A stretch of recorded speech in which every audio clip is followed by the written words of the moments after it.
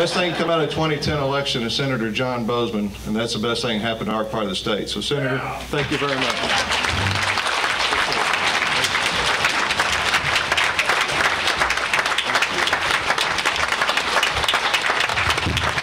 Thank you all. Now, I appreciate the applause. I'm here to thank you all, though, for all that you did. You all worked so hard and did such a tremendous job, and as a result, we had great success. I appreciate Steve so much. Steve is fighting the battle, and he's one of the guys that have been talked about. He's on the Appropriations Committee, and he's working really hard to roll back the stuff that's gone on in the last couple of years. So we really do appreciate you, Steve. Mike Moore is a guy that is familiar to many of you. Mike is just a wonderful guy. Mike is working with me now, and so again, if you need any help at all in this part of the country, he's going to be here to help, and we really are grateful to have him on board and on staff. The other person, I get in big trouble is my wife, Kathy. And you all have heard me say, you can look at me and you wouldn't believe that I'd have a pretty wife and 3 pretty daughters.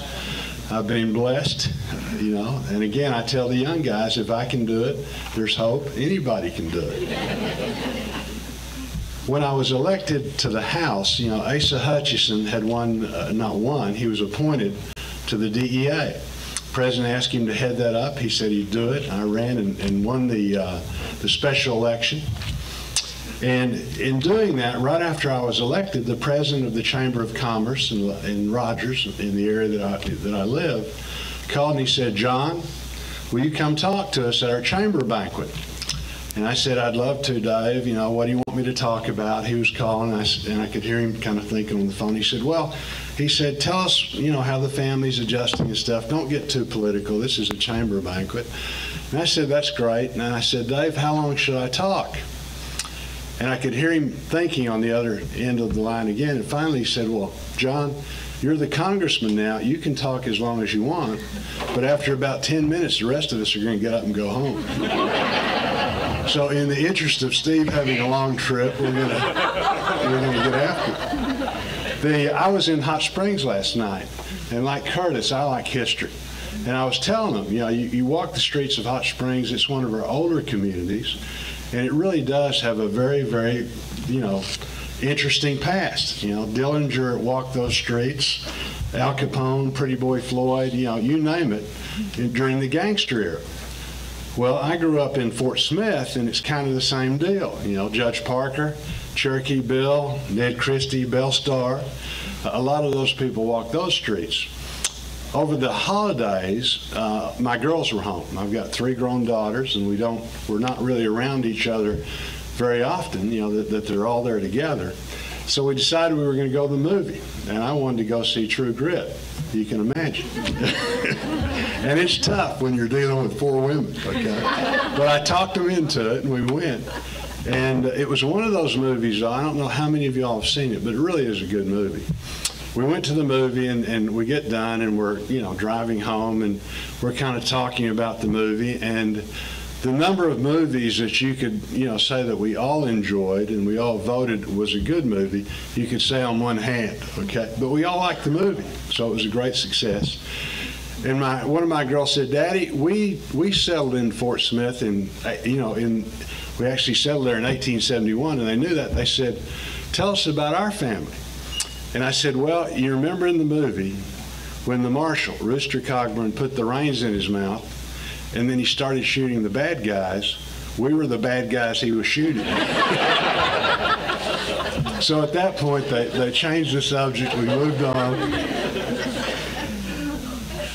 I've had, representing you as your senator and then also as your congressman, I've had the opportunity to do a lot of special things.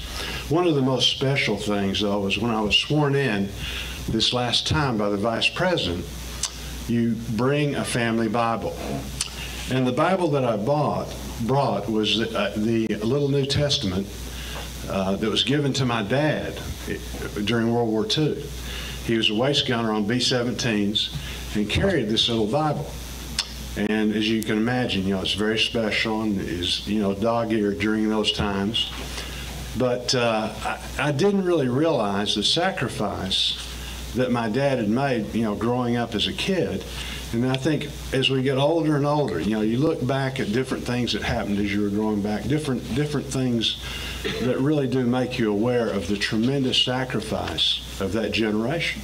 And there's probably people in here of that generation. I was visiting with my friend Randy Forbes, congressman from Virginia, wonderful guy, and we were talking about this, the tremendous sacrifice. And he told me of a story of his dad and how his dad, when he was growing up, literally worked 2 or 3 jobs to support the family. And sometimes he would fall in church on Sunday. Now, none of us are guilty of that, but he had good reason to do that.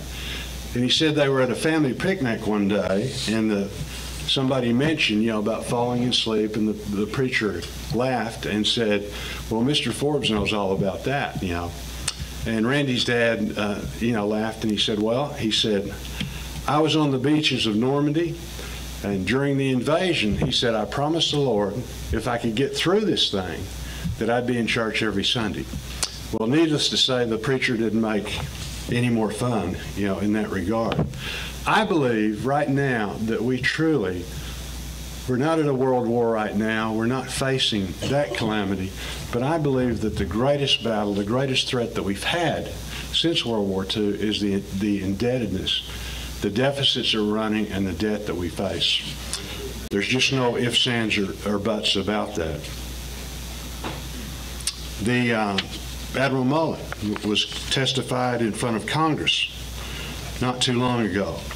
He said that the greatest threat, when asked, what is our greatest threat nationally, he didn't say Al-Qaeda, he didn't say Iraq or Afghanistan. He said it was the debt that in a few short years that would overtake us, and actually we would be paying more interest on the debt than we paid in regard to defense. Right now we're pulling in $2.2 trillion. That's almost an unimaginable amount of money. We're spending $3.7 trillion. It's a simple truth. We have to start spending what we have. Again, these are just simple truths. Now, there's a lot going on in Congress right now, and Steve's right in the middle of it. I'm in the middle of it. We're doing what we call these continuing resolutions. And it's sad, here it is, we're almost in April, and we're trying to figure out the budget that started last October. You can't do that as a family. You can't do that as a business. You can't do that. It's just unimaginable. We've got to get that done. As soon as we get that done, we've got to figure out the budget that starts next October, this coming October. So we're really working hard to get this continuing resolution, figured out and actually make some real cuts as we go forward. Now, the next thing that will happen after the continuing resolution, though, is the debt seal. Right now, we're $14 trillion in debt, and at some point, you have to take and do your line of credit, or we're going to go into default. And I believe that represents a great opportunity for us to put ourselves in a box like the state of Arkansas. Now, our representatives, our senators are doing a good job. Governor Huckabee, Governor Beebe, we're in pretty good shape, as far as the state, as far as spending and indebtedness. But we've had to be that way. The reason we've had to be that way is that we have a very tough state constitutional amendment that doesn't allow us to overspend. And I think the battle the next few months is going to wage over if we can put ourselves in that kind of a box. If we can do that, then we will dramatically change the culture, we'll dramatically change the United States for the better. So watch for that. Like I say, it's so important. You say we can't do it. In the early 90s, the constitutional amendment passed the House, and I believe we can do this without a constitutional amendment. I think we can come up with a really tough law that, again, will put us in a box where we can't overspend. Presidents come, presidents go, Congresses come, Congresses go. We've got to get ourselves, when we dig ourselves out of this mess, where we don't get right back in it. But in the early 90s, the House passed a balanced budget amendment. It lost in the Senate by a couple votes. You can imagine, and people say, well, votes, a couple of votes, a vote or two here doesn't make any difference. You can imagine what the United States would be like now. You can imagine what the world would be like now if we'd gotten that passed. So it is a big deal, and we're going to work really hard to get that done. And I appreciate all of you all in the sense that, you know, I hear you give me a lot of good ideas, a lot of good information as you write me. And like I say, I really do appreciate that.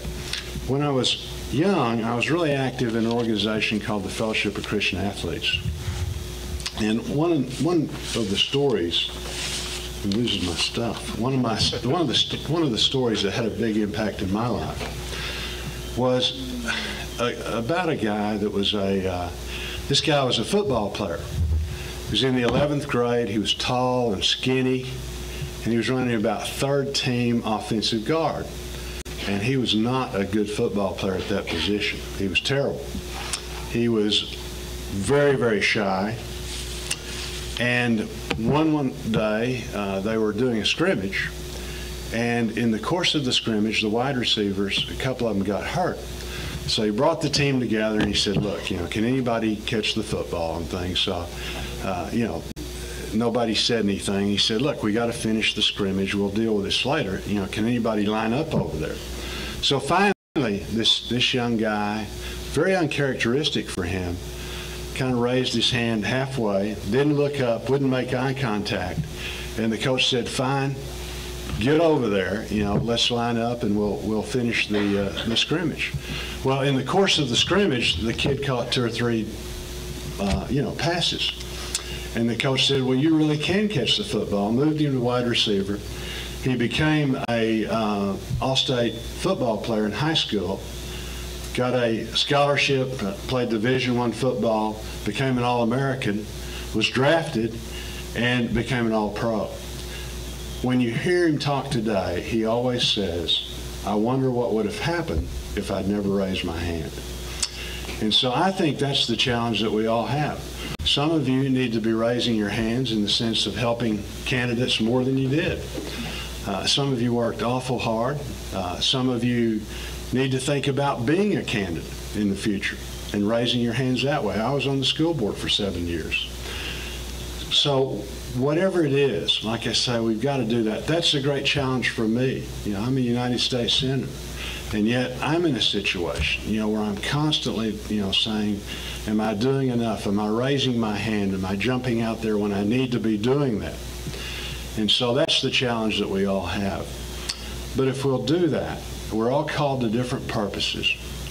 If we'll all search and do our part, then what we don't want to do is be in a situation where 5 years from now we wonder, you know, could we have affected the outcome of a certain situation if we jump forward? I believe with all of my heart that we're going to get ourselves out of the financial crisis that we're in. I do believe that it does represent the greatest threat that we've had since World War II.